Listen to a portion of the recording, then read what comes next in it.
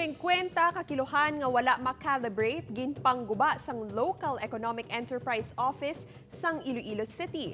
Mga negosyante nga nagapangtunto sang customer ginamonitor. Si Zen Kilantang nakatutok.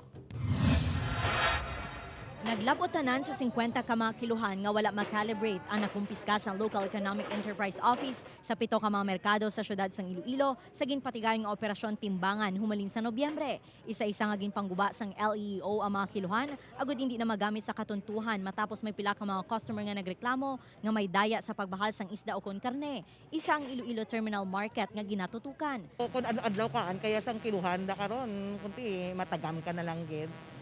Subong hindi pa naman masiling 100% pero adlaw gina pasurubi ko gid.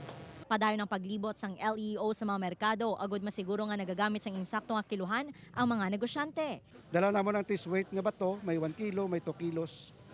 Nabuhat namon 4 kilos, da naton makita nga dayaon ang kiluhan kay kung matistingan naton ang 1 kilo, tama, pero kung dugangan mo siya sang 2 kilos nga mag-3 siya, gasubra na. Amo na siyang daya, may ara sa kisa tama sa 1 kilo, pero gadaya sa kung magbugat ang kilo.